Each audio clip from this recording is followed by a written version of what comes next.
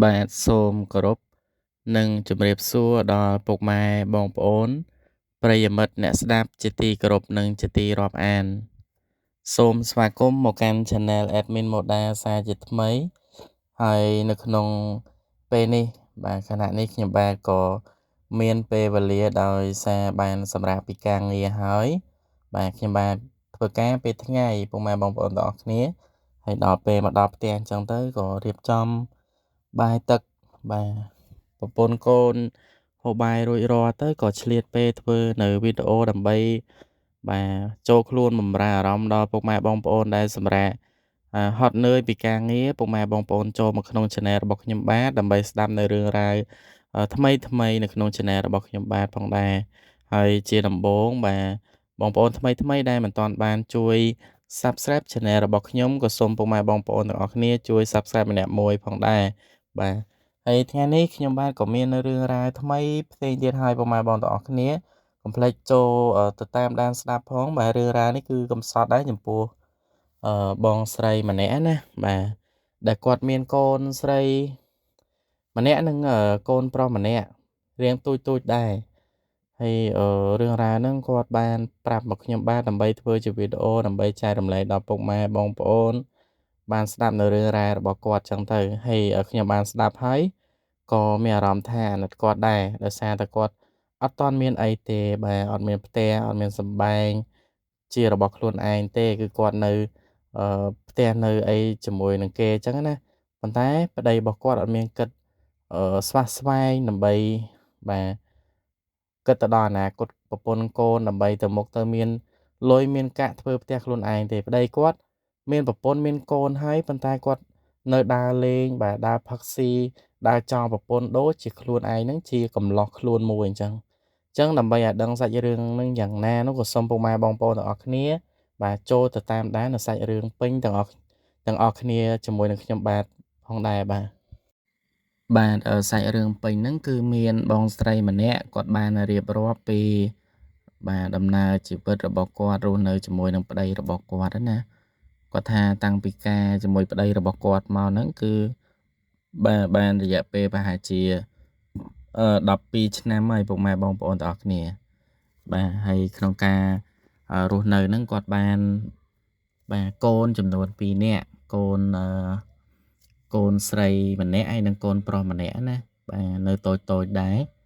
ហើយគាត់ថាទៀតសោតនោះរាល់ថ្ងៃហ្នឹងគឺជីវភាពរបស់គាត់ពិតជាអឺមិនមែនថាលំបាកខ្លាំងពេកទេគ្រាន់ថារកមួយថ្ងៃបាទរស់មួយថ្ងៃរកមួយខែរស់មួយខែអញ្ចឹងទៅប៉ុន្តែឲ្យសល់លុយដូចគេដូចឯងនោះគឺគ្មានទេដោយសារមិនទាន់មានលុយធ្វើផ្ទះក៏គ្មានទាន់មានដីគ្មានអីសម្រាប់បាទជីវិតគ្រួសារប្តីប្រពន្ធរបស់គាត់ដែរសារគាត់ធ្វើការរោងចក្រអញ្ចឹងទៅបានប្រាក់ខែ200ជាងបាទ200ជាងថែមឲ្យទៅបានគ្រាន់បើដែរប៉ុន្តែធម្មតាគាត់បានមកសម្រាប់តាបាទចាក់សាំងទិញម្ហូបទិញអង្ករបាទហើយនឹងថ្លៃរៀនកូនអញ្ចឹងទៅគ្មានសល់ប្រមាណទេហើយបើសិនជាកូនឈឺកូនអីទៅគឺជួនកាលខ្វះលុយខ្វះអីទៀតទៅខ្ចីគេហើយគេគិតការគិតអីទៀតអញ្ចឹងជីវភាពរបស់គាត់គឺមិនធូរធារទេគឺបានន័យថាគ្រាន់មករស់បាទគ្រាន់មករស់អញ្ចឹងគាត់សង្ឃឹមថាជីវភាពគ្រាន់មករស់ហ្នឹងបើសិនជាបាទប្តីគាត់គិតគូរបាទស្រឡាញ់គាត់មើលថែគាត់ក៏គាត់មានបាទអារម្មណ៍ថាស្កប់ស្កល់និងគ្រប់គ្រាន់ហើយប៉ុន្តែអ្វីដែលគាត់គិតណាបាទគឺអត់បានដោយបំណងរបស់គាត់ទេអញ្ចឹងជីវភាពនេះក៏វាក្រហើយបាទថែមទាំងប្តីនឹងមិនយល់ចិត្តបាទបែរជាពេលតែធ្វើការអញ្ចឹងទៅមិនងាយនឹងចូលផ្ទះទេបាទប្តីរបស់គាត់ហ្នឹងជាកម្មករមួយធ្វើការនៅកន្លែងមួយអញ្ចឹងណាបាទហើយប្តីប្រពន្ធរបស់គាត់សុទ្ធតែជាអ្នកធ្វើការឲ្យគេដោយប្រើកម្លាំងទាំងអស់ដោយសារគាត់ពីតូចមកគ្មានបានរៀនគ្មានអីបានចំណេះដឹងអីទេអញ្ចឹងគឺប្រើកម្លាំងដើម្បីទៅដូរយកលុយមកដើម្បីចិញ្ចឹមកូននិងចិញ្ចឹមបាទថែរក្សាបីបាច់គ្រួសាររបស់គាត់ហ្នឹងគាត់ថាបាទប្តីរបស់គាត់ហ្នឹងពេលទៅធ្វើការអញ្ចឹងទៅគាត់ថាប្តីរបស់គាត់ឆោត មនុស្សគាត់ហ្នឹងគឺតាមគេអញ្ចឹងណាបើសិនជាប្តីគាត់ដើរចំជាមួយនឹងអ្នកដែលល្អគឺគាត់ល្អតាមគេអញ្ចឹងទៅហើយបើដើរចំអ្នកដែលគេប្រឹងធ្វើការគេប្រឹងរលុយអញ្ចឹងប្តីរបស់គាត់ក៏តាមគេប្រឹងមើលគេបាទប្រឹងរលុយប្រឹងអីអញ្ចឹងទៅហើយបើសិនជាគាត់ទៅជួបនឹងខ្លាម្នាក់ដែលជាអ្នកផឹកស៊ីដើរលេងហ្នឹងប្តីរបស់គាត់គឺតាមគេលឿនមែនតើបាទតាមនេះគាត់ថាបើសិនជាខ្លួនឯងជាកំឡោះខ្លួនមួយតាមទៅវាមិនអីទេបាទដើរអីដើរទៅប៉ុន្តែយើងនេះវាមានកូនដល់ទៅ2នាក់ទៅហើយមានប្រពន្ធនៅផ្ទះហើយគ្មានផ្ទះខ្លួនឯងទៀតនៅជាមួយនឹងគេហើយគាត់តែបានដើរជាមួយអ្នកដែលស្គាល់គ្នាដើរផឹកស៊ីអីហ្នឹងគឺដើរបាត់បាទដល់តែម៉ោង11 12យប់ម៉ោង1ម៉ោង2ជិតភ្លឺអីក៏មានដែរទម្រាំតែត្រឡប់មកផ្ទះវិញហើយគាត់ជាប្រពន្ធនេះបាទគាត់ថាគាត់ពិបាកចិត្តណាស់ពុកម៉ែបងប្អូនទាំងអស់គ្នាបាទទី1គាត់នៅជាមួយនឹងគេហើយប្តីម៉ោង1ម៉ោង2ទើប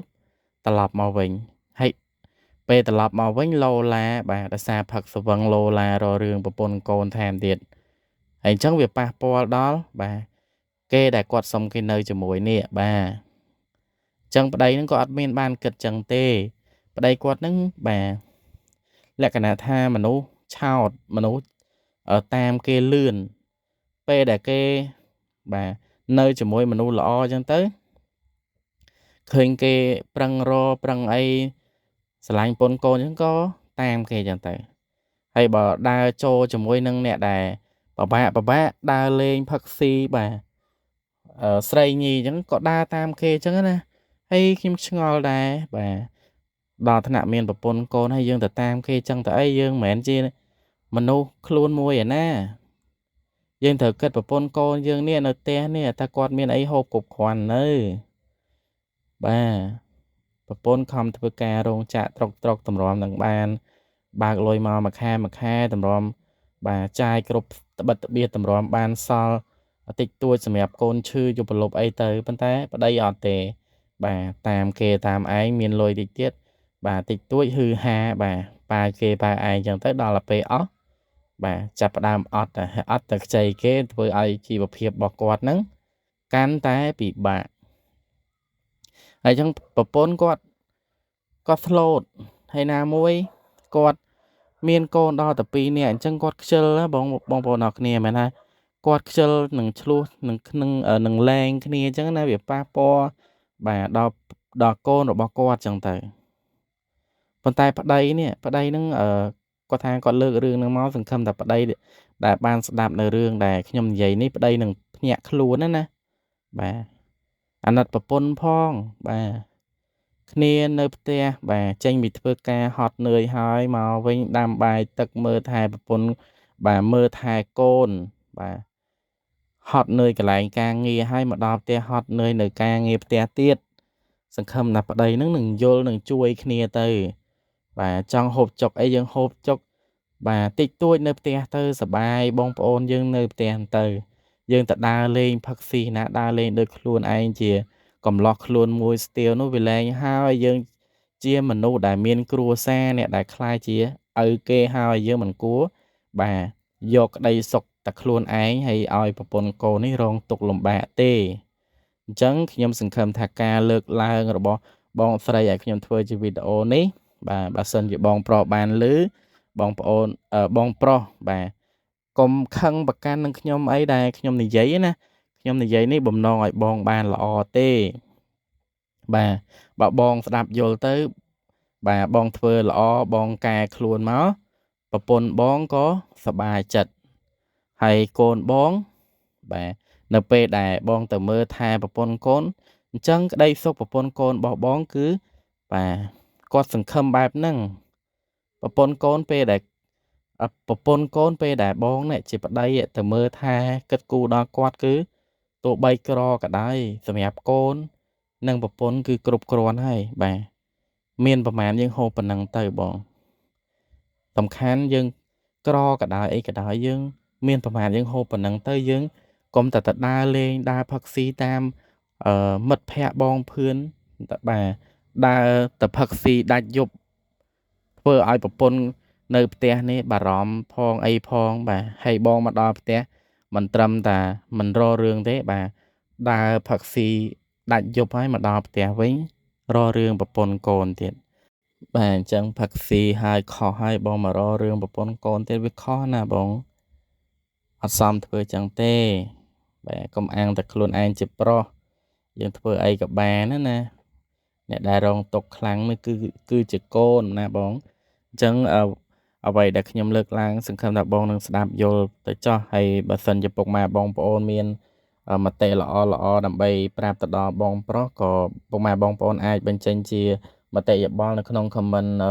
នៅក្នុងវីដេអូរបស់ខ្ញុំបាទផងដែរបាទវីដេអូរបស់ខ្ញុំបាទគឺមានប៉ុណ្ណឹងពុកម៉ែបងប្អូនទាំងអស់គ្នាបើសិនជាការនិយាយស្ដីទៅមានការលើសលួសខ្វះខាតត្រង់ចំណុចណាក៏សូមពុកម៉ែបងប្អូនធ្វើការខន្តីអភ័យទោសដល់ខ្ញុំបាទផងដោយសារខ្ញុំបាទទើបតែរៀនធ្វើទេវីដេអូសម្រាយរឿងនេះហើយនិយាយស្ដីហ្នឹងក៏មិនសូវបានដែរ